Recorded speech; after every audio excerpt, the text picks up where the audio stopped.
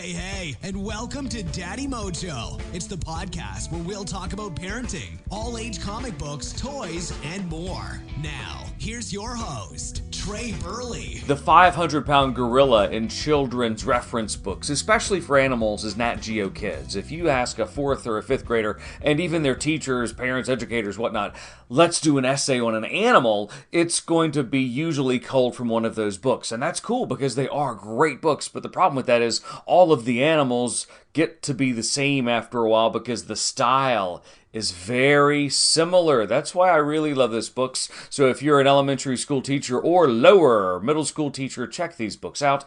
It's a curious collection of dangerous creatures. It's an illustrated encyclopedia. It's from Sammy Bailey. And Sammy Bailey has produced 3 of these now. This is the middle one. The first one was, I think, Curious Creatures of Absurd Origins, and the other one, the third one, is something like Curious Collection of Animals That Are Partners or something like that. Something like that. Just look for the author's name, Sammy Bailey, and you'll see all 3 of them as of today. And they're just great because the illustrations are awesome. They're big kid books. They're smart, but the audience is going to be for those upper elementary school kids that are doing those simple first essays on animals. And these are animals that you're not really expecting because heretofore, if you would see, hey, let me see an essay, hey, 5th grader kid, on an animal, they would pick like the vampire blood bat or something like that. And you'd get the same thing. Or my cat, or a couple kids would do a unicorn. These books are different, though. Unicorn. It's obviously the fiction class.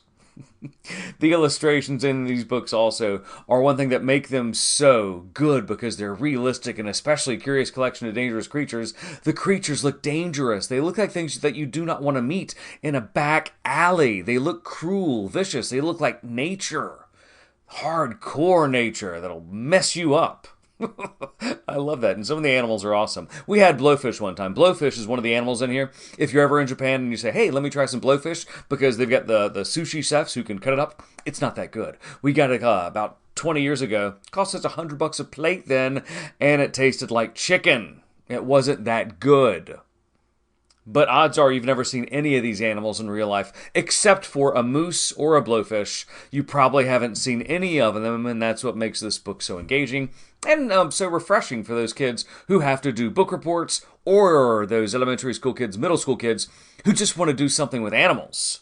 And the art. Oh, the art is great. Check it out. It's a curious collection of dangerous creatures, an illustrated encyclopedia. As I said, Sammy Bailey has 3 of these books, and they're all really good as this one. Thanks for listening to Daddy Mojo. Be sure to tune in next time. For more information on any of the things we talked about today, just check out the website, daddymojo.net, or hit us up at Daddy Mojo on social media.